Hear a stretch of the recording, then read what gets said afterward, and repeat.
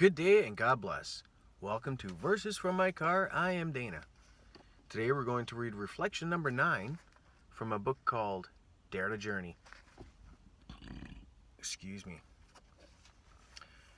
And reflection number 9 is about 1 Thessalonians 4, 9 to 10. So we will go and read that right now so we have the reference for the reflection. Number 4. But as touching brotherly love, ye need not that I write unto you, for ye yourselves are taught of God to love one another. And indeed ye do it toward all the brethren which are in all of Macedonia. But we beseech you, brethren, that ye increase more and more. You know, with these little reflections that we do here, it will most likely help you understand some of the language in the King James a little better.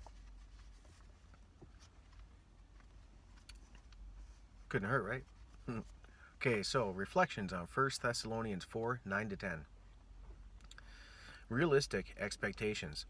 Avoiding expecting what others cannot give. We can expect too much of others. This is particularly so when we stand in a meaningful relationship with others. From those we love much, we often expect much. And from those we serve well, we frequently expect progress and thankfulness.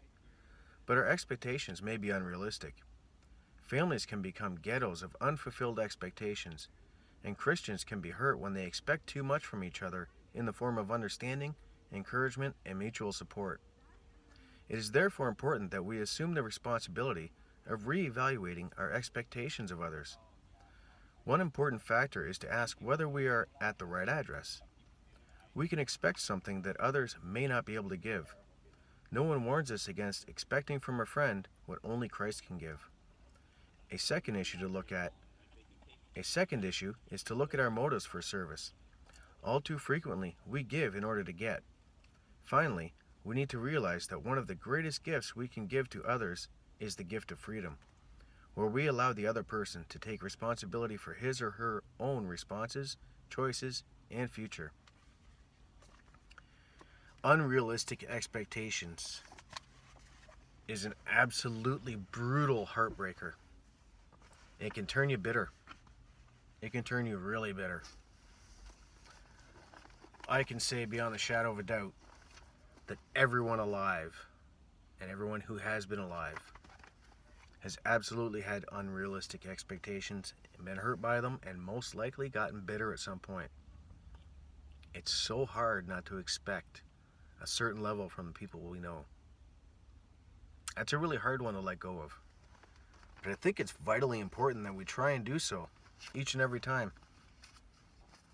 If we can train ourselves not to react in the moment, but actually take a second or two to reflect before we jump on something, it would greatly help all our relationships and make our lives a lot more peaceful. Easy for me to say it, right? Not so hard to put it all into practice. Not so easy to put it all into practice, is what I meant to say there. Okay. I hope you take some time to reflect. So as always, let's end this with the Lord's Prayer. Our Father, which art in heaven, hallowed be thy name. Thy kingdom come, thy will be done in earth as it is in heaven. Give us this day our daily bread, and forgive us our debts, as we forgive our debtors.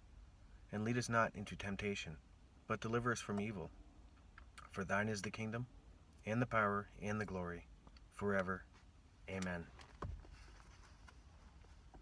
I hope you're getting something out of this. I really, really do.